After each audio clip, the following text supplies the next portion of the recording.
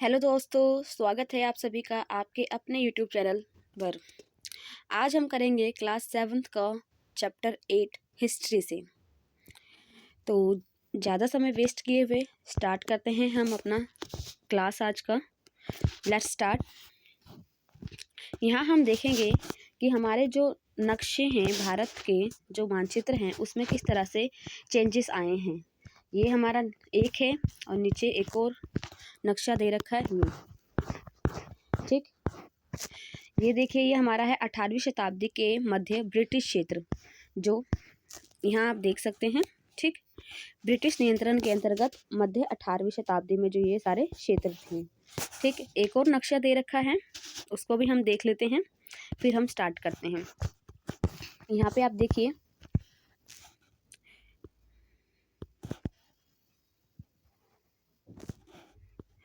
मुगल साम्राज्य की बाहरी सीमा जो 1700 में थी, ये है, ये आप देख सकते हैं, ठीक। मुगल साम्राज्य की बाहरी सीमा है जो ये है, ठीक। चलिए स्टार्ट करते हैं।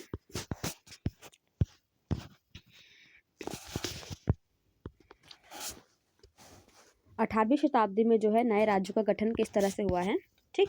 ये हमारे चैप्टर का नाम है 18वीं शताब्दी में नए राजनीतिक गठन। तो अब शुरू करते हैं। 18वीं शताब्दी में कहाँ गया ये, हाँ, 18वीं शताब्दी में पूर्वार्ध के दौरान उपमहाद्वीपों में कुछ विशेष रूप से उल्लेखनीय घटनाएं घटी हैं। कई स्वतंत्र राज्यों के उदय से मुगल साम्राज्य की सीमाएं किस तरह से बदली हैं। आप यह भी देखेंगे कि 1765 तक एक अन्य शक्ति यानी कि ब्रिटिश सत्ता ने पूर्वी भारत के बड़े बड़े हिस्सों को सफलतापूर्वक हड़प लिया था, पूर्वी भारत को, ठीक। मानचित्र में हमारा ये उत्तर होता है, ये दक्षिण होता है, ये पूरब होता है, ये पश्चिम होता है, ठीक। यहाँ बता रहा है कि जो ब्रिटिश की सत्ता थी तो उन्होंने हमारे पूर्वी भारत पर हड़प लिया था, जो अभी हम नीचे देखेंगे, ठीक। यहाँ पे हम देख लेते हैं क्या क्या है।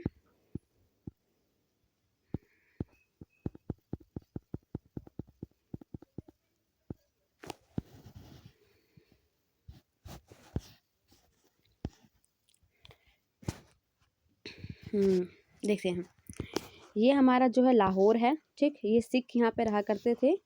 ये हमारा जाटों का है, ये हमारे दिल्ली, पानीपत, जोधपुर, उदयपुर, गुजरात, मालवा, अवध, बंगाल, मराठा, ठीक। ये सारा हम देख सकते हैं। चलिए नेक्स्ट स्लाइड पे चलते हैं। यहाँ पर जो है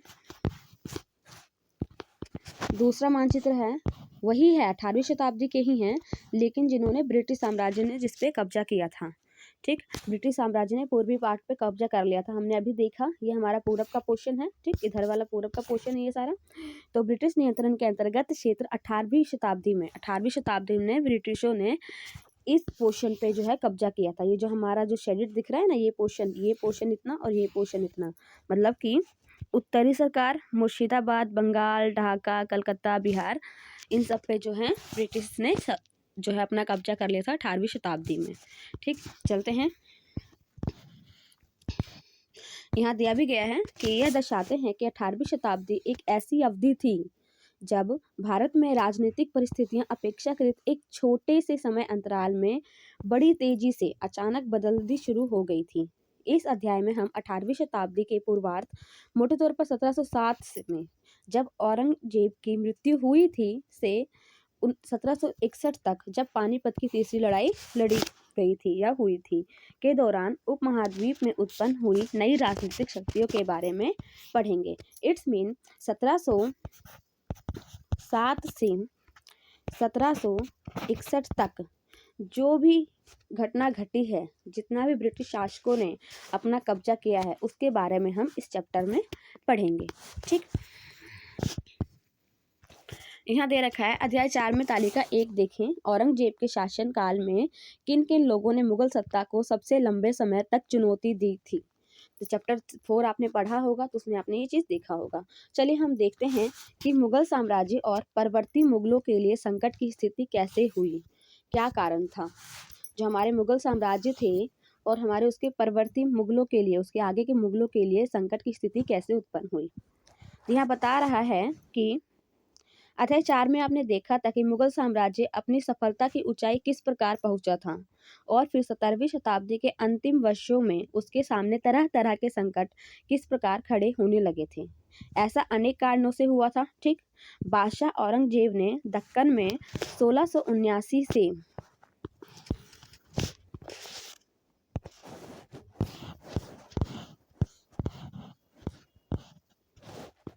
लंबी लड़ाई लड़ते हुए साम्राज्य के सैन्य और वित्तीय संसाधनों को बहुत अधिक खर्च कर दिया था।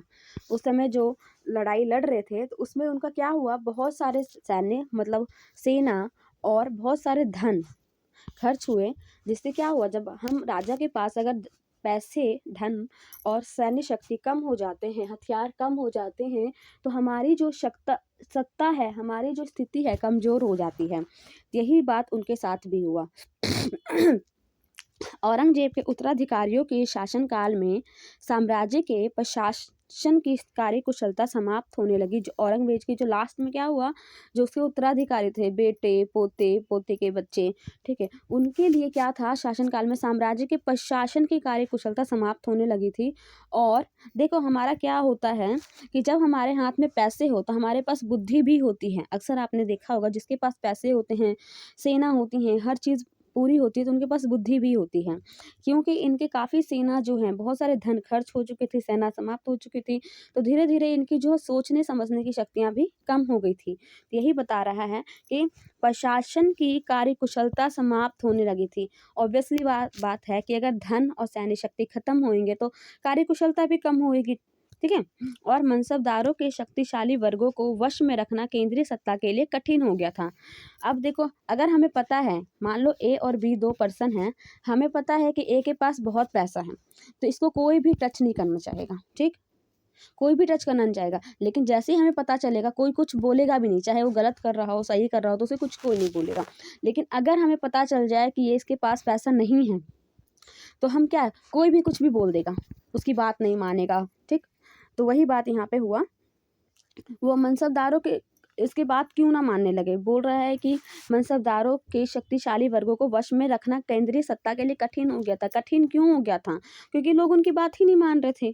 ठीक है, अगर उनके पास पता होता मनसबदारों के भाई उसके पास सैन्य शक्ति ज़्यादा है, पैसे ज़्यादा हैं, तो ऑब्वियसली बात है कि उनकी हर एक बात को मानता डरता। लेकिन उन्होंने इग्नोर करना शुरू कर दिया कि भाई उसके पास है ही नहीं, धीरे धीरे कम हो। तो यही रीज़न था कि उन्होंने अपना मतलब बात मानना बंद कर दिया। तो अब बात नहीं मानेगा तो ऑफकोर्स वो कमज़ोर होता जाएगा, है ना। सूबेदारों के रूप में नियुक्त अभिजात अक्सर राजस्व और सैन्य प्रशासन, दीवानी और फौजदारी दोनों कार्यालयों पर नियंत्रण रखते थे। इससे मुगल साम्राज्य के विशाल क्षेत्रों पर उन्हें विस्तृत राजनीतिक, आर्थिक और सैन्य शक्तियाँ मिल गईं। जैसे जैसे सूबेदारों ने प्रांतों पर अपना नियंत्रण सुदृढ़ किया, मतलब कि कठोर किया, दृढ़ किया, मजबूत किया, तो राजधानी में पहुंचने वाले राजस्व की मात्रा में कमी आने लगी। ठीक, क्या बोल रहे हैं यहाँ पे कि जैसे जैसे सूबेदारों पर अपना नियंत्रण सुदृढ़ किया, राजधानी में पहुंचने वाले राजस्व की मात्रा में कमी आती गई, जो इनकम था उसमें कमी आती गई। उत्तरी तथा पश्चिमी, मतलब कि यहाँ उत्तर है और ये पश्चिम है, तो मतलब इस वाले पोर्शन में, ठीक, इस वाले पोर्शन में उत्तरी तथा पश्चिमी भारत में के अनेक हिस्सों में हुए जमींदारों और किसानों के विद्रोह और कृषकों आंदोलन ने इन समस्याओं को और भी गंभीर बना दिया। जो उत्तर पश्चिम भारत के अनेक हिस्से ऐसे हुए थे जहां जमींदार और किसानों के विद्रोह हुए और कृषक आंदोलन ने इन समस्याओं को और भी गंभीर बना दिया। कभी कभी ये विद्रोह बढ़ते हुए करों के भार में वृद्धि किए गए थे और कभी कभी ये शक्तिशाली सरदारों के द्वारा अपनी स्थिति को मजबूत बनाने की कोशिश करते थे। तो ये क्यों करते थे आंदोलन? क्योंकि कई बार उनको कर बढ़ा दिए जाते थे और कई बार उन्हें लगता था कि हम कमज़ोर कर रहे हैं, ठीक है, कमज़ोर हो रहे हैं, तो अपनी शक्ति को सुदृढ़, मजबूत बनाने के लिए जो है ये विरोध करते थे, या तो अपने करों को कम करने के लिए विरोध करते थे। अतीत में भी विद्रोही समूहों ने मुगल सत्ता को चुनौती दी थी, ठीक, परंतु अब ऐसे समूहों ने क्षेत्र के आर्थिक संसाधनों का प्रयोग अपनी स्थिति को मजबूत करने के लिए किया। जिस तरह से धीरे धीरे राजनीतिक व आर्थिक सत्ता प्रांतीय सूबेदारों, स्थानीय सरदारों व अन्य समूहों के हाथों में आ रही थी, औरंगजेब के उत्तराधिकारी इस बदलाव को रोक ना सका। यहाँ पे देख लेते हैं, भरपूर फसल और खाली तिजोरियाँ। फसल तो हमारे पास भरे हुए थे, बहुत थे, लेकिन हमारी तिजोरियाँ खाली थी, मतलब कि उस टाइम पे राजाओं की। ठीक, तो क्या है देख लेते हैं। एक तत्कालीन लेखक ने साम्राज्य के वित्तीय दिवालियेपन का वर्णन इस शब्दों में किया। एक राइटर के द्वारा लिखा हुआ है उनका, देखते हैं क्या लिखा है उन्होंने। बड़े जमींदार निसहाय और निर्धन हो गए। जो बड़े जमींदार थे वो निसहाय हो गए और निर्धन हो गए। ठीक, उनके किसान वर्ष में 2 फसलें उगाते थे। जो जमींदार थे उनके किसान वर्ष में 2 फसल उगाते थे। ठीक, लेकिन उन्हें दोनों में से कुछ नहीं मिलता था। उनके स्थानीय गुमास्ते एक तरह से किसान के हाथ की कठपुतली बने रहते थे, जैसे कि स्वयं किसान अपने ऋणदाता के वश में रहता है जब तक कि वह साहूकार का कर्जा नहीं चुका देता। इस प्रकार संपूर्ण व्यवस्था एवं प्रशासन इतना चकनाचूर हो चुका है कि यद्यपि किसान अपनी फसल के जरिए मानो सोना बटोरता है, लेकिन उसके मालिक जमींदार को एक तिनके का टुकड़ा भी नहीं मिलता है। ठीक, जमींदारों की हालत बहुत ही दयनीय थी, लेकिन इसके मालिक जमींदार को एक तिनके का टुकड़ा भी नहीं मिलता है। हमने देखा ऐसी हालत में जमींदार सशस्त्र सेना कैसे रख सकते थे जब उनके पास पैसे ही नहीं है। ऑफ कोर्स मैंने आपको बताया जिनके पास पैसा होता है उनका दबदबा होता है। अब यहाँ पैसे ही नहीं है तो किसी पे अपना वो कब्जा कैसे कर सकता है। जिनकी उससे आशा की जाती थी कि वो लोगों पे कब्जा करे, अपना दबदबा कायम करे, लेकिन कैसे कर सकता है। सशस्त्र सेना कैसे रख सकता है, बिना सेना के ऐसा कुछ नहीं हो सकता। ठीक, वे अपने सैनिकों को जो लड़ाई के समय उनके आगे आगे चलते हैं और घुड़सवारों को जो उनके पीठ पीछे चलते हैं, पैसा कहाँ से देंगे। बिना पैसा के कुछ नहीं होता। आज के टाइम में भी आप देख लो, बिना पैसे का कुछ नहीं। अगर पैसा है आपके पास तो बेटा आपकी इज्जत है, और जहाँ लगा लोगों को कि भाई तुम्हारे पास पैसा नहीं है तो समझ लो तुम किसी काम के नहीं हो। ओके, इस आर्थिक और राजनीतिक संकट के बीच ईरान के शासन नादिर शाह ने 1739 में, ये ध्यान रखना 1739 में, ठीक, दिल्ली पर आक्रमण किया और संपूर्ण नगर को लूटकर वह बड़ी भारी मात्रा में धन दौलत ले गया। कब? नादिर शाह था, उनका नाम क्या था? नादिर शाह। नादिर शाह, ठीक। नादिर शाह ने 1739 में दिल्ली पर आक्रमण किया और जितने भी थे संपूर्ण नगर के लूट कर बड़ी मात्रा में धन दौलत को वो ले गया। ठीक, बड़ी मात्रा में धन दौलत को ले गया। नादिर शाह के आक्रमण के बाद अफगान शासक अहमद शाह अब्दाली के आक्रमणों का तांता लगा रहा। जब नादिर शाह ने आक्रमण किया उसके बाद जो है अफगान के शासक जो थे अहमद शाह अब्दाली के आक्रमण का तांता लगा रहा। कंटिन्यूसली वो आक्रमण करते रहे। उसने तो 1748 से 1761 के बीच 5 बार उत्तरी भारत पर आक्रमण किया और लूटपाट मचाई। ठीक, पहले नादिर शाह आया। ठीक, पहले नादिर शाह आया और उसके बाद अहमद शाह अब्दाली। इसने जब नादिर शाह ने आक्रमण एक बार किया 1739 में, उसके बाद उसे लगा कि भाई उस पर इंसान लूट सकता है, उसको हम लूट सकते हैं। जब वो लूट लिया तो इसको भी एक मौका मिल गया। तो अहमद शाह ने क्या किया, 5 बार उस पर आक्रमण किया 1748 से 1761 के बीच में, और लूटपाट मचाते रहे। ठीक, यहाँ देखते हैं नादिर शाह का दिल्ली पर आक्रमण कब हुआ, कैसे हुआ। ये नादिर शाह है, घोड़े पे सवार, आप देख सकते हो। ठीक, 1779 का एक चित्र है ये, यहाँ पे आप देख सकते हैं ये है। ठीक, आते हैं नादिर शाह के बारे में, देखते हैं कि किस तरह से उसने दिल्ली पर आक्रमण किया, किस तरह से जीता और क्या क्या किया। ठीक, नादिर शाह के आक्रमण के परिणाम स्वरूप दिल्ली में जो विध्वंस हुआ उसका वर्णन समकालीन प्रेक्षणों से किया जा सकता है। एक ने मुगल कोच से जिस तरह से धन लूटा था उसका वर्णन इस तरह से किया गया है। यहाँ एक के बारे में बताया जा रहा है कि किस तरह से उसने धन को लूटा था। 60 लाख रुपए और कई हजार सोने के सिक्के, लगभग 1 करोड़ रुपए के सोने के बर्तन, लगभग 50 करोड़ रुपए के गहने, जवाहरात, अन्य चीजें ले गया, जिनसे जिनमें से कुछ तो इतनी बेशकीमती थी कि दुनिया में उनका मुकाबला कोई नहीं कर सकता। जैसे तख्ते ताऊस यानी कि मयूर सिंहासन लेके चला गया था नादिर शाह।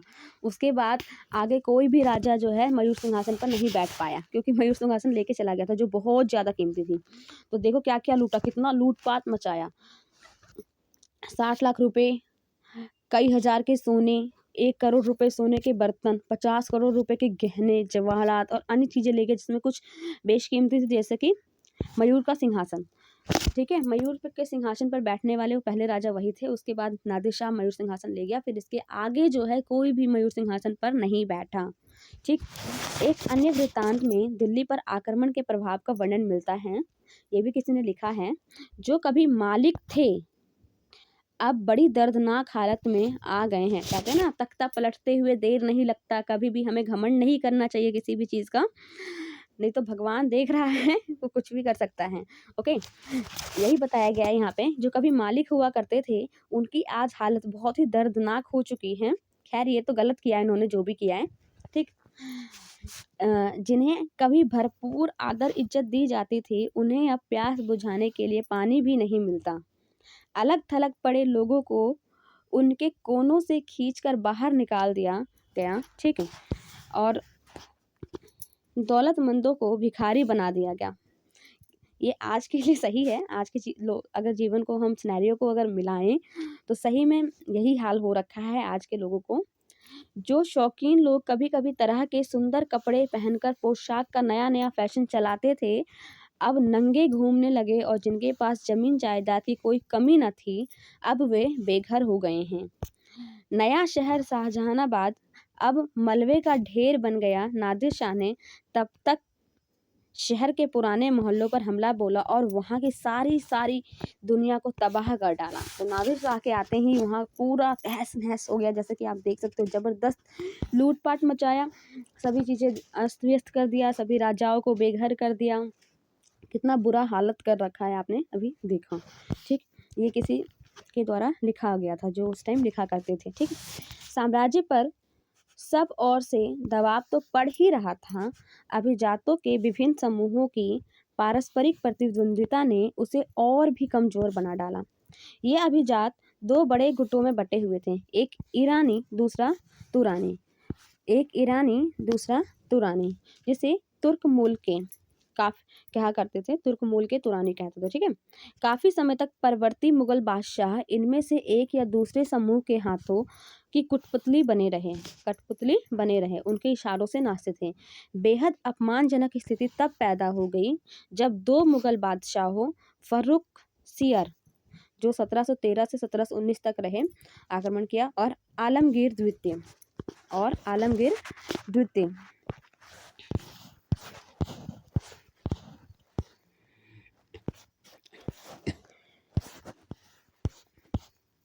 1754 से 1759 तक रहे, की हत्या हो गई, और 2 अन्य बादशाहों अहमद शाह और शाह आलम द्वितीय को उनके अभिजातों ने अंधा कर दिया।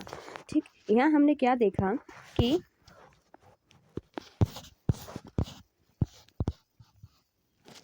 2 मुगल बादशाह थे, एक फर्रुख सियर दूसरा आलमगीर द्वितीय। ठीक, 2 मुगल बादशाह, एक फर्रुख सियर और दूसरा आलमगीर द्वितीय, जिनकी हत्या कर दी गई थी। ठीक, और 2 अन्य बादशाह थे जिन्हें अंधा बना दिया गया था। मुगल सम्राटों की सत्ता के पतन के साथ साथ बड़े प्रांतों के सूबेदार और बड़े जमींदारों ने उपमहाद्वीप के विभिन्न भागों में अपनी शक्तियों पर बल बना ली, जैसे अवध, बंगाल और हैदराबाद। ठीक, अब राजपूत के बारे में थोड़ा सा जानते हैं। उससे पहले हम एक चित्र देख लेते हैं। एक अभिजात के दरबार में स्वागत करते हैं फर्रुख सियर, एक अभिजात का दरबार लगा हुआ है जिसमें फर्रुख सियर जो है स्वागत कर रहे हैं। ठीक, यहाँ पे देख सकते हैं। यहाँ राजपूत के बारे में थोड़ा सा जानते हैं हम। राजपूत देखिए, बहुत से राजपूत घराने, विशेष रूप से अंबर और जोधपुर के राजघराने, मुगल व्यवस्था में विशिष्टता के साथ सेवारत रहे थे। बदले में उन्हें अपनी वतन जागीरों पर पर्याप्त स्वायत्तता का आनंद लेने की अनुमति मिली हुई थी। जब 18वीं शताब्दी में इन शासकों ने अपने आसपास के इलाकों पर अपने नियंत्रण का विस्तार करने के लिए अपने हाथ पांव मारने शुरू किया। जोधपुर के राजा अजीत सिंह ने अपनी मुगल दरबार की गुट्टी राजनीति में अपने पैर फंसा दिए। इन प्रभावशाली राजपूत घरानों ने गुजरात और मालवा के लाभदायक सूबों की सूबेदार पर दावा किया। क्या किया? जो राजपूत के घरानों में जो गुजरात और मालवा के लाभदायक सूबों की सूबेदारी थी, उस पर अपना दावा किया। ठीक, तो जोधपुर के राजा अजीत सिंह थे को गुजरात की सूबेदारी और अंबर के सवाई राजा जो थे जय सिंह को मालवा की सूबेदारी मिल गई। ठीक, बादशाह जहांदार शाह ने 1713 में इन राजाओं के इन पदों पर नवीनीकरण कर दिया। उन्होंने अपने वतनों के पास पड़ोस के शाही इलाकों के कुछ हिस्सों पर कब्जा करने की भी कोशिश की। ठीक, जोधपुर के राजघरानों ने नागौर को जीत लिया और अपने राज्य में मिला लिया। दूसरी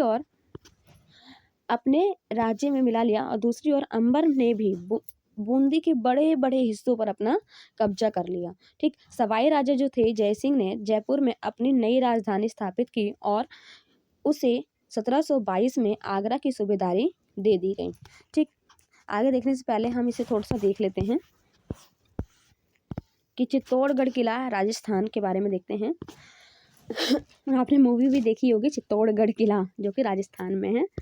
ठीक, कई राजपूत सरदारों ने पहाड़ियों की चोटियों पर किले बनाए। पहाड़ जो थे उनकी चोटियों पर किले बनाए। ठीक, यहाँ आप देख सकते हैं, यहाँ चित्र दे रखा है, इसे आप आराम से देखिए। ठीक, तो चोटियों पर किले बनाए जो सत्ता के केंद्र बन गए। ठीक है, व्यापक किलेबंदी के साथ इन भव्य संरचनाओं में नगर, महले, मंदिर, व्यापारिक केंद्र, जल संग्रहण संरचनाएं व अन्य इमारतें होती थी। चित्तौड़गढ़ किले में तालाब, कुंडी, कुएं, बावली जैसी कई जल निकायें थी। ये आप चित्तौड़गढ़ के किला को देख सकते हैं। ठीक, चित्र में दे रखा है। हाँ, 1740 के दशक से राजस्थान में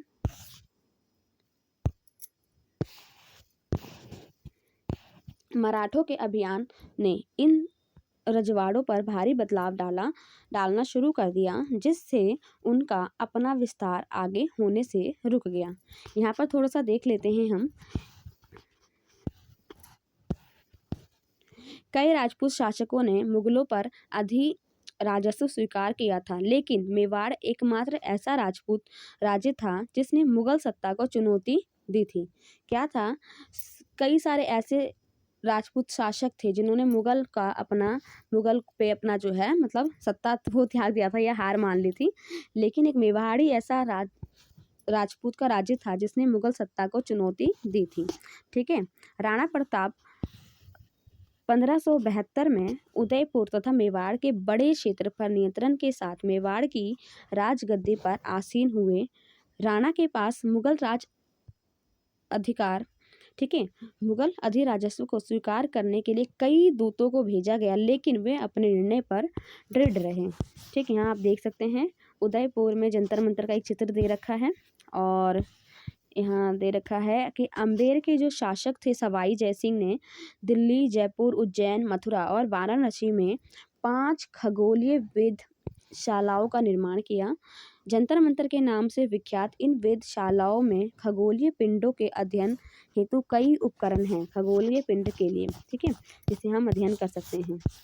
यहाँ दे रखा है मेहरानगढ़ किला, जोधपुर का एक किला दिखा रखा है। ठीक है, यहाँ थोड़ा सा ये देख लेते हैं कि जयसिंह के बारे में जान लेते हैं कि जयपुर के राजा जयसिंह के बारे में थोड़ा सा हम जानकारी लेते हैं। ठीक, 1732 के एक पारसी वृत्तांत में राजा जयसिंह का वर्णन किया गया है। जो पारसी लोग थे, पारसी लोगों ने जो लिखा था अपना वर्णन, उसमें एक ये छोटा सा कटिंग दिया गया था। तो देखते हैं क्या दिया गया था।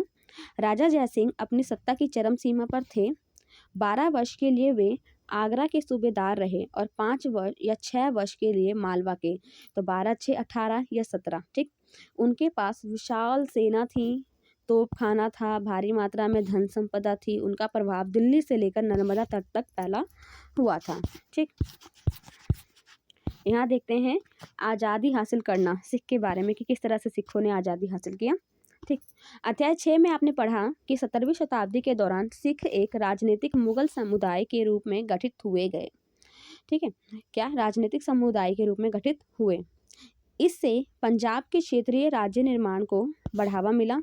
जो पंजाब के क्षेत्र थे राज्य निर्माण को बढ़ावा मिला। गुरु गोविंद सिंह ने 1699 में खालसा पंथ की स्थापना की। तो क्वेश्चन पूछ सकता है कि 1679 में खालसा पंथ की स्थापना किया किसने? गुरु गोविंद सिंह ने। या गुरु गोविंद सिंह ने 1699 में किस चीज़ का स्थापना किया? तो खालसा पंथ का। ठीक, दो तरह से क्वेश्चन पूछे जा सकते हैं। स्थापना से पूर्व और उसके पश्चात राजपूत व मुगल शासकों के खिलाफ कई लड़ाइयाँ लड़ी और 1708 में गुरु गोविंद सिंह की मृत्यु के बाद बंदा बहादुर, यहाँ एक क्वेश्चन ये पूछ सकते हैं कि गुरु गोविंद सिंह की मृत्यु कब हुई? तो 1708 में। और उसके बाद जो बंदा बहादुर थे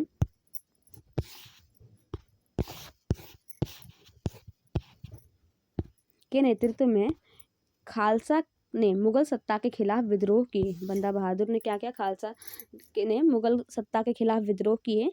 उन्होंने बाबा गुरु नानक और गुरु गोविंद सिंह के नामों वाले सिक्के गढ़कर अपने शासन को सार्वभौम बताया। तो इन्होंने क्या किया कि बाबा जो थे, बाबा गुरु नानक और गुरु गोविंद सिंह के नाम से सिक्के बनाए, सिक्के गढ़े गए या चित्र अंकित करके नाम करके इन्होंने नाम के बारे में बताया कि इनके नाम को अंकित करके सिक्के बनवाए और शासन को सार्वभौम बताया। ठीक, सतलुज और यमुना नदियों के बीच के क्षेत्र में उन्होंने अपने प्रशासन की स्थापना की।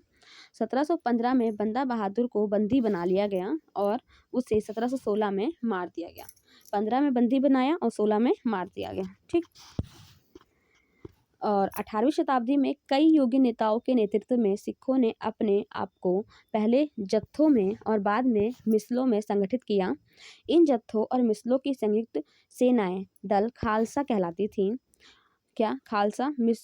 मिसलों और जत्थों की जो संयुक्त सेनाएं थीं, मिली जुली सेना थी, उन्हें खालसा कहते थे। उन दिनों दल खालसा बैसाखी और दिवाली के पर्वों पर अमृतसर में मिलता था। कब मिलते थे अमृतसर में? तो दिवाली और बैसाखी के पर्व में अमृतसर में मिलते थे। कहाँ मिलते थे? अमृतसर में। 3 क्वेश्चंस यहाँ उठ सकते हैं। देखो,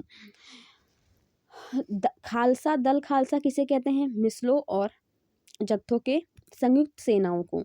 ठीक, अब ये मिलते कब थे? दिवाली और वैशाखी के पर्वों पर। कहाँ पर मिलते थे? अमृतसर में मिलते थे। ठीक, तो 3 क्वेश्चंस हो गए। इन बैठकों में वे सामूहिक निर्णय लेते थे। क्यों मिलते थे सामूहिक निर्णय लेने के लिए? जिन्हें गुरमत्ता, गुरु के प्रस्ताव कहा जाता था। सिखों ने राखी व्यवस्था स्थापित की, जिसके अंतर्गत किसानों ने उनकी उपज का 20% कर के रूप में लेकर बदले में उन्हें संरक्षण प्रदान किया जाता था। किसान से क्या करते थे? 20% लेते थे और उसके बदले उनको प्रोटेक्शन देते थे। ठीक, क्या देते थे? प्रोटेक्शन देते थे। ओके, यहाँ पे देख लीजिए थोड़ा सा।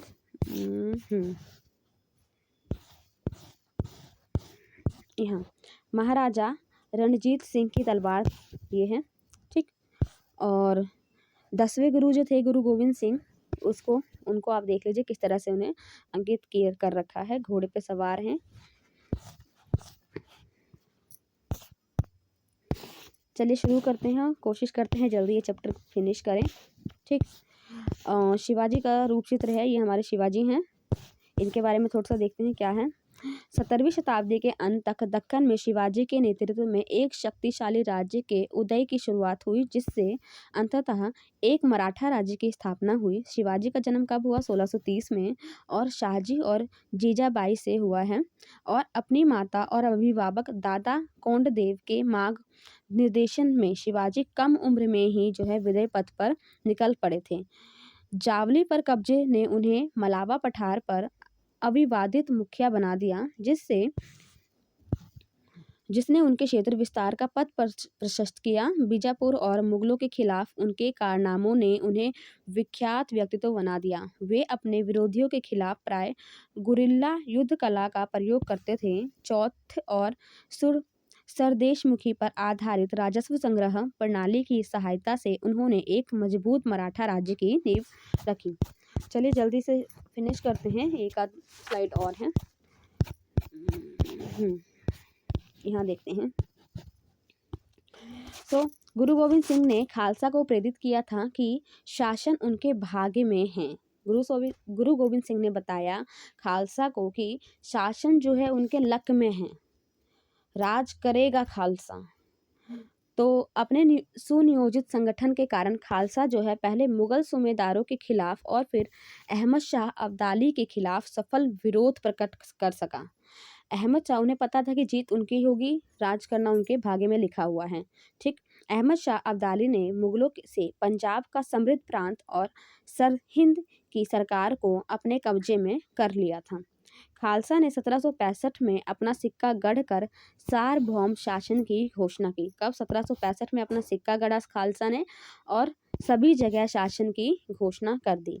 यह महत्वपूर्ण है कि सिक्कों पर उत्तीर्ण शब्द वही थे जो बंदा बहादुर के समय में खालसा के आदेशों पर पाए जाते थे। शब्द वही थे। 18वीं शताब्दी के अंतिम भाग में सिख के जो इलाके सिंधु से यमुना तक फैले हुए थे, यद्यपि ये विभिन्न शासकों में बटे हुए थे, उसके शासक अलग अलग थे, फिर भी ये सारे सिख के इलाके में ही आते थे। ठीक, इनमें से एक शासक महाराजा रणजीत सिंह ने विभिन्न सिख समूहों में फिर से एकता कायम करके 1799 में लाहौर को अपनी राजधानी बना लिया। ठीक, अब हम मराठा के बारे में जानते हैं कि मराठा किस तरह से आया। मराठा का किस तरह से विस्तार हुआ। मराठा राज्य एक अन्य शक्तिशाली क्षेत्रीय राज्य था जो मुगल शासक का लगातार विरोध करके उत्पन्न हुआ था, मुगलों का सदैव विरोध करता हुआ था। ठीक, शिवाजी ने 1627 से 1680 तक रहे ने शक्तिशाली योद्धा परिवारों देशमुखों की सहायता से एक स्थानीय राज्य की स्थापना की। अत्यंत गतिशील कृषक पशुचारक कुणबी मराठों की सेना के मुख्य आधार बन गए। शिवाजी ने प्रायद्वीप में मुगलों को चुनौती देने के लिए इस सैन्य बल का प्रयोग किया।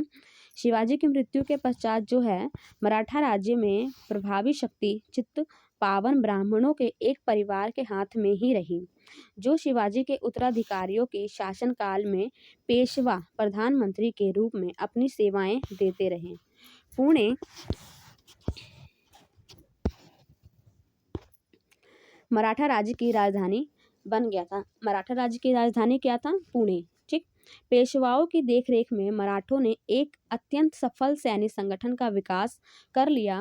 उनकी सफलता का रहस्य यह था कि वे मुगलों के किलाबंद इलाकों में से टक्कर ना लेते हुए, जो किलाबंद इलाके थे उससे टक्कर ना लिया कभी भी, उनके पास से चुपचाप निकलकर शहर कस्बों पर हमला बोलते थे जहाँ पे वो आक्रमण कर सकते थे। अब देखो किला बंद रहेगा तो उन्हें तो पता है कि भाई वो किस तरह से वो प्रोटेक्शन करना है अपना, लेकिन तुम तो भाई रहोगे ऐसी खुले में, तो तुम पे तो आराम से वो जो है क्या नाम है कर सकता है वार। तो इसीलिए वो किला बंदों पर नहीं करते थे, खुले कस्बों में खुले शहरों में हमला बोलते थे और वहाँ से उनका अपने अंडर करते जाते थे। ठीक, मुगल सेना ने ऐसे मैदानी इलाकों में मुठभेड़ लेते थे जहाँ रसद पाने और कुमक आने के रास्ते आसानी से रोके जा सकते थे।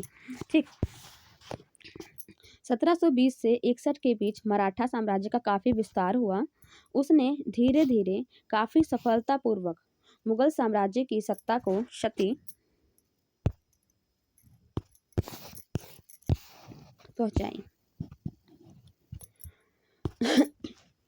1720 के दशक तक मालवा और गुजरात मुगलों से छीन लिए गए। 1730 के दशक तक मराठा नरेश को समस्त दक्कन प्रायद्वीप के अधिपति के रूप में मान्यता मिल गई और साथ ही इस क्षेत्र पर चौथ और सरदेशमुखी कर वसूलने का अधिकार भी मिल गया। 1737 में दिल्ली पर धावा बोलने के बाद मराठा प्रभुत्व की सीमाएं तेजी से बढ़ी। वे उत्तर में राजस्थान और पंजाब, पूरब में जो इस है देखो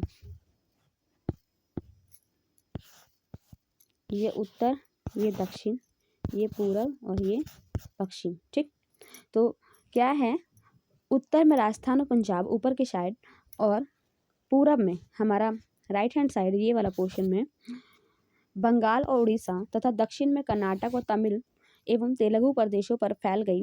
इन क्षेत्रों को औपचारिक रूप से मराठा साम्राज्य में सम्मिलित नहीं किया गया, मगर मराठा प्रभुसत्ता को स्वीकार करने से के तरीके के रूप में उनसे भेंट की रकम ली जाने लगी। सत्ता नहीं किया, लेकिन जो है भेंट की रकम उनसे ली जाने लगी, लेते गए। साम्राज्य के इस विस्तार से उन्हें संसाधनों का भंडार तो मिला। अब इस तरह से विस्तार हो गया साम्राज्य का, उस तरह से उसे पैसे मिल रहे हैं, इनकम हो रही है, तो सॉरी, संसाधनों का तो भंडार मिल गया, लेकिन उनके लिए उनकी कीमत भी तो चुकानी पड़ती थी। मराठों के सैन्य अभियानों के कारण अन्य शासक भी उनके खिलाफ हो गए। जो अन्य शासक थे उनके खिलाफ हो गए। अब तुम किसी के घर में जाके उससे पैसे वसूल करोगे, कर वसूल करोगे, तो ऑब्वियसली बात है वहाँ पे जो बंदा है वो आपके अगेंस्ट तो होएगा ही ना। तो वही हुआ इनके साथ भी। परिणाम स्वरूप मराठों को 1761 में पानीपत की तीसरी लड़ाई में अन्य शासकों से कोई सहायता नहीं मिली। अब मान लो तुम वहाँ रह रहे हो और उन्हीं के लोगों से आप कर वसूल रहे हो, उसके बदले उन्हें आप प्रोटेक्शन दे रहे हो, जो भी कर रहे हो, तो वहाँ पे जो लोग हैं वो क्या कहेंगे कि भाई हम क्यों हैं। तो ऑफकोर्स उनसे आपका दुश्मनी होएगा, मनमुटाव होएगा, तो लड़ाई भी लड़ेगी। अगर लड़ाई लड़ी जाएगी तो आपका कोई सपोर्ट नहीं करेगा। ठीक। अंतहीन सैन्य अभियानों के साथ वही हुआ इनके साथ, जो है 1761 में इनका पानीपत की लड़ाई हुई तीसरी, उसमें किसी भी अन्य शासकों ने जो है इनका सहायता नहीं किया। अंतहीन सैन्य अभियानों के साथ साथ मराठों ने एक प्रभावी प्रशासन व्यवस्था तैयार की।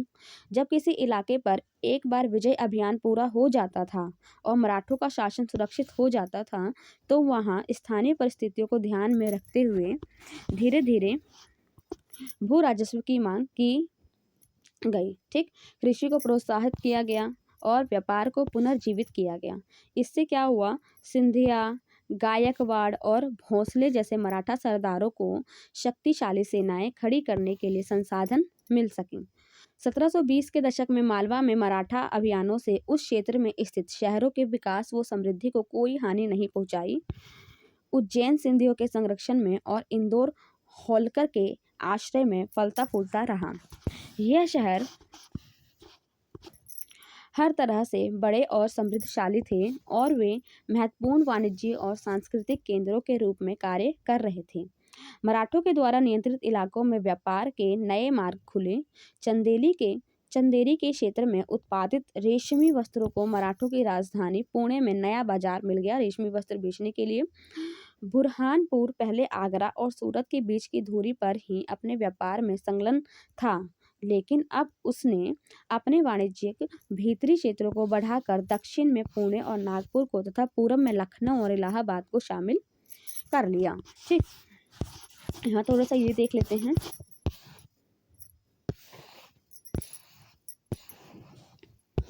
चौथ के बारे में जानते हैं कि चौथ क्या है। जमींदारों के द्वारा जो वसूले जाते हैं भू राजस्व का 25% दक्कन में इनको मराठा वसूलते थे, उसे हम चौथ कहते हैं। ठीक। 25% जो किसानों के द्वारा वसूले जाते हैं उसे हम चौथ कहते हैं, या वो सब चौथ कहते थे मराठा लोग। ठीक है। अब सरदेशमुखी क्या है। दक्कन में मुख्य राजस्व संग्रहणकर्ता को दिए जाने वाले भू राजस्व का 9 से 10% ये हमारा सरदेशमुखी है। दक्कन में जो 9-10% भू राजस्व के ऊपर दिया जाता था, भूमि के ऊपर जो दिया जाता था, उसे सरदेशमुखी कहते हैं। और चौथ क्या था, ये भी किसानों का ही था, ये भी जमींदारों का ही था, सॉरी किसान नहीं जमींदार, ये भी जमींदारों से 25% लिया जाता था, वो चौथ कहते हैं। जो 9-10% और ये हमारा मराठा में लिया जाता था। ठीक। मराठा वाले। और वही जो हमारा दक्कन में था तो उसे क्या बोलते थे, सरदेशमुखी, जो 9 से 10% लिया जाता था। बाजीराव प्रथम, जो बाजीराव बल्लान के नाम से भी जाने जाते हैं, पेशवा बालाजी विश्वनाथ के पुत्र थे। वह एक महान मराठा सेनापति थे। उन्हें विंध्य के पार मराठा राज्य के विस्तार का श्रेय प्राप्त है तथा वे मालवा, बुंदेलखंड, गुजरात और पुर्तगालियों के खिलाफ सैन्य अभियानों के लिए भी जाने जाते हैं। ठीक। चलो चलते हैं, एक और स्लाइड है, उसके बाद हमारा ये चैप्टर खत्म हो जाएगा। ठीक। जाट के बारे में जानते हैं। जाटों के बारे में जानने से पहले यहाँ पे जाट के बारे में ही थोड़ा सा दे रखा है, उसको हम देख लेते हैं। तो जाटों की शक्ति सूरत पर मल के समय पर पहुंची, जिन्होंने 1756 से 1763 के दौरान भरतपुर जाट राज्य को आधुनिक राजस्थान में संगठित किया। सूरतमल के राजनीतिक नियंत्रण में जो क्षेत्र शामिल थे उनमें आधुनिक पूर्वी राजस्थान, दक्षिण हरियाणा, पश्चिम उत्तर प्रदेश और दिल्ली शामिल थे। ठीक है। सूरजमल ने कई किले और महल बनवाए, जिनमें भरतपुर का प्रसिद्ध लोहागढ़ का किला इस क्षेत्र में बने सबसे मजबूत किलों में से एक था। यहाँ हम जाट के बारे में थोड़ा सा और जानकारी दे रखी है, उसके बारे में हम जान लेते हैं। ठीक। अन्य राज्यों की तरह जाटों ने भी 17वीं और 18वीं शताब्दी में अपनी सत्ता को मजबूत बनाया। अपने नेता चूड़ामणि के नेतृत्व में उन्होंने दिल्ली के पश्चिम में स्थित क्षेत्रों पर अपना नियंत्रण किया, पश्चिमी भाग में, मतलब कि इस वाले पोर्शन में, और जो दिल्ली था, दिल्ली के इस साइड वाले में। और 1680 के दशक तक आते आते उनका प्रभुत्व दिल्ली और आगरा के दो शाही शहरों के बीच के क्षेत्र में होना शुरू हो गया। वस्तुतः कुछ अरसे के लिए वे आगरा शहर के अभिरक्षक भी बन गए। जो जाट थे समृद्ध कृषक थे, उनके प्रभुत्व क्षेत्र में पानीपत तथा बल्लभगढ़ जैसे शहर महत्वपूर्ण व्यापारिक केंद्र बन गए थे। पानीपत और बल्लभगढ़ जैसे शहर। सूरजमल के राजा में भरतपुर शक्तिशाली राज्य के रूप में उभरा। 1739 में जब नादिर शाह ने दिल्ली पर हमला बोलकर उसे लूटा, तो दिल्ली के कई प्रतिष्ठित व्यक्तियों ने भरतपुर में शरण ली। जब लूटा गया था नादिर शाह के द्वारा, नादिर शाह ही ऐसे थे जिन्होंने मतलब कि मयूर सिंहासन भी चुरा लिया था, धन दौलत बर्तन जेवरात के साथ, पैसे के साथ। ठीक। नादिर शाह ने जबरदस्त लूट मचाई थी दिल्ली में। तो जब 1739 में नादिर शाह ने दिल्ली पर आक्रमण किया, लूटा दिल्ली को, तो कई ऐसे प्रतिष्ठित व्यक्तियों ने भरतपुर में शरण ले ली। नादिर शाह के पुत्र थे कौन? जवाहिर शाह के पास 30,000 सैनिक थे। उसने 20,000 अन्य सैनिक मराठाओं के लिए, 15,000 सैनिक सिखों के लिए और इन सब से के बलबूते पर वह मुगलों से लड़ा। जहां भरतपुर का किला काफी हद तक पारंपरिक शैली से बनाया गया था, वहीं दीग में जाटों ने अंबर और आगरा की शैलियों का समन्वय करते हुए एक विशाल बाग महल बनवाया। शाही वास्तुकला से जिन रूपों को पहली बार बादशाह शाहजहां के युग में जोड़ा गया था, दीग की इमारतें उन्हीं रूपों के नमूने पर बनाई गई थी। यहाँ एक दे रखा है 18वीं शताब्दी में किला जो बना रखा है, ये देख सकते हैं। 18वीं शताब्दी का दीग का राजमहल समूह। इमारत की छत पर मुख्य सभा भवन के बांग्ला गुंबद पर गौर करें। बांग्ला गुंबद देख लो, यहाँ पे ये गुंबद है। ठीक, ध्यान से देखें। ये 18वीं शताब्दी में बना हुआ एक राजमहल का है समूह। ठीक, और इसी के साथ हमारा जो है चैप्टर खत्म होता है। यहाँ हमारे कुछ बीज शब्द हैं जिसमें हमने क्या क्या देखा कि सूबेदारी के बारे में जाना, दल खालसा के बारे में जाना, मिस्र के बारे में जाना, फौजदारी पढ़ा, इजारादारी पढ़ा, चौथ पढ़ा और सरदेशमुखी के बारे में हमने जाना। ठीक, हमारा चैप्टर इसी के साथ फिनिश होता है। और ये चैप्टर मैंने जो एनसीईआरटी बुक से बिल्कुल वर्ड टू वर्ड पढ़ा है, ताकि आपको जो है स्वयं से पढ़ने वाली फीलिंग आए।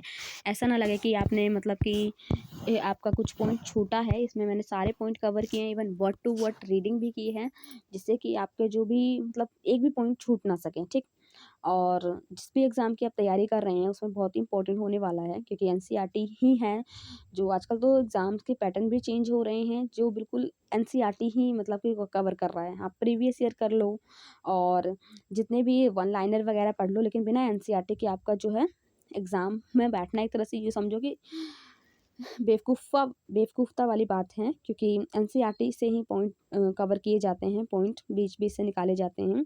वन लाइनर भी आजकल एग्ज़ाम में को फॉलो नहीं करता, लाइक बीपीएससी का ही एग्ज़ाम आप देख लीजिए। ठीक, सो मिलते हैं नेक्स्ट वीडियो में नए चैप्टर के साथ। Till then have a nice day. Video अगर पसंद आई हो तो वीडियो को लाइक करें, चैनल को सब्सक्राइब करें और ज़्यादा से ज़्यादा लोगों को शेयर करें। धन्यवाद।